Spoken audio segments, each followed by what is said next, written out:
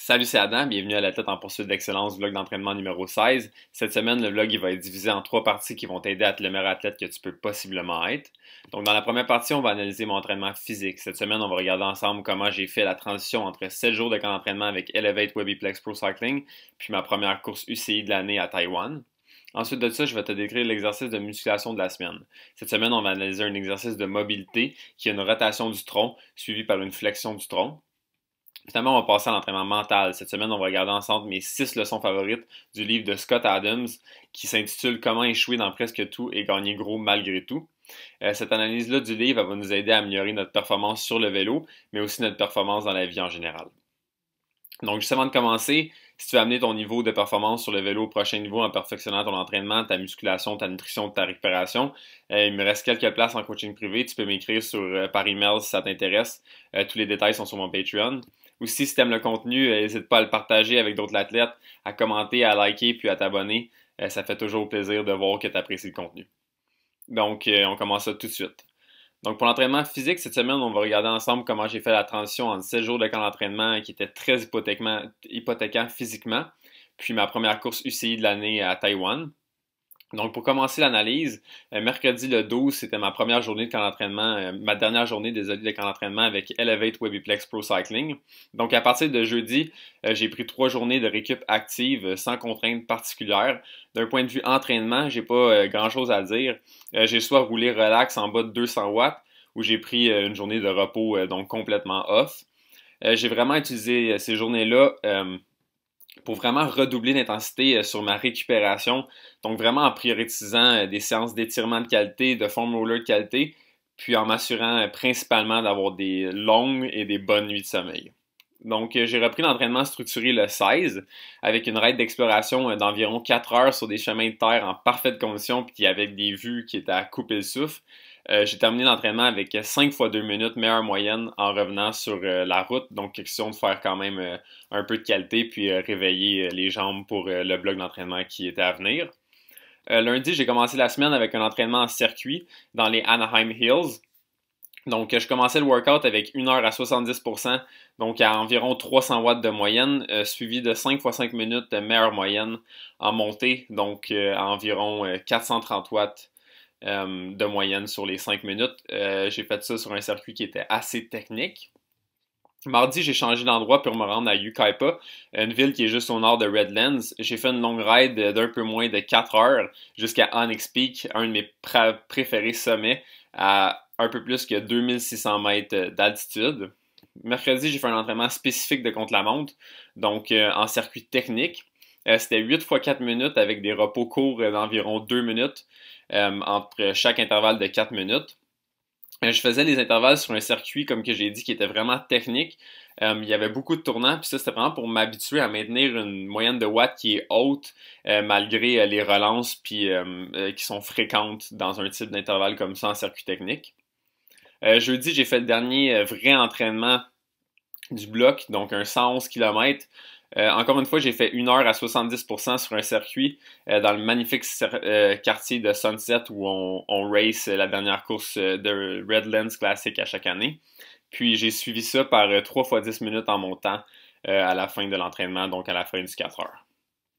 Donc à partir de vendredi jusqu'au jour du voyagement, donc pour 4 jours, j'ai pris ça assez relax avec des rides courtes qui étaient entre 1 heure et 2 heures et demie à intensité qui était généralement vraiment basse, mais quand même avec des séries d'intervalles qui étaient courtes, mais qui étaient de haute intensité. Donc, overall, pour les 12 jours de transition entre le camp d'entraînement puis le début du voyagement à Taïwan, ça me donne une charge d'entraînement de 1096 TSS, puis un total d'un peu plus que 29 heures d'entraînement. Donc maintenant, pour l'exercice de musculation, cette semaine, on va analyser ensemble un exercice de mobilité. L'exercice, c'est une rotation du tronc suivie par une flexion. Donc pour faire l'exercice, on commence par s'asseoir à genoux sur nos pieds, puis d'avoir notre colonne vertébrale droite de façon à ce que notre bassin, nos épaules, notre tête soient sur la même ligne. Par la suite, on effectue une rotation du tronc. Puis une fois la rotation effectuée, on fait une flexion du tronc. Donc l'objectif, c'est vraiment de faire le mouvement 3 fois, puis de gagner de l'amplitude à chaque fois qu'on fait le mouvement. Puis on fait cette répétition, comme j'ai dit, on fait ça 3 fois avant de changer de bord. Optimalement, chaque mouvement de rotation et de flexion devrait être synchronisé avec une expiration, tandis que le retour à la normale devrait être synchronisé avec une inspiration. C'est vraiment un exercice qui va nous servir en tant que cycliste pour être en mesure de solliciter au maximum le volume de notre cage thoracique. Moi, personnellement, je m'assure de faire l'exercice à chaque matin avant mon entraînement parce qu'il me permet réellement d'avoir plus de facilité à respirer sur le vélo. Je vois vraiment une grosse différence quand je fais pas l'exercice. Honnêtement, s'il y a un exercice qui est vraiment facile à ignorer dans les exercices que je donne, c'est celui-ci. Mais ça devrait pas l'être parce qu'il est vraiment, vraiment utile. Donc, finalement, pour l'entraînement mental de la semaine, on va analyser le livre Comment échouer dans presque tout et gagner gros malgré tout par Scott Adams. Donc, la première idée du livre, c'est vraiment remplacer nos objectifs qui sont orientés vers les résultats par des objectifs qui sont orientés par le processus. Donc, on doit vraiment comprendre que des objectifs qui sont orientés par les résultats, on pourrait les expliquer comme que des échecs continus qui, peut-être, dans le meilleur des cas, à la fin, en plus, ils vont devenir réalité. D'un autre côté, les objectifs qui sont orientés par le processus, ils nous permettent de réussir chaque fois qu'on exécute le processus optimalement. Pourquoi? Parce qu'on contrôle toutes les variables. Donc, notre mission, c'est quoi? Notre mission, c'est donc d'utiliser ces objectifs qui sont orientés vers le processus pour établir suffisamment de confiance dans ce qu'on fait pour arriver à un point où on sait que nous concentrer sur ce qu'on doit faire maintenant. En anglais, c'est What's important now. On sait que c'est la seule chose qui compte parce que les résultats externes sont vraiment plus susceptibles d'arriver si on fait exactement ça. Donc, les résultats qui sont externes, qu'on se concentre normalement, ils vont plus arriver si on ne se concentre pas sur eux, si on se concentre sur le processus au lieu. Donc, la deuxième idée, c'est de comprendre que le succès vient avec un prix élevé et que ce montant-là, il est principalement payé par des choix qui sont difficiles.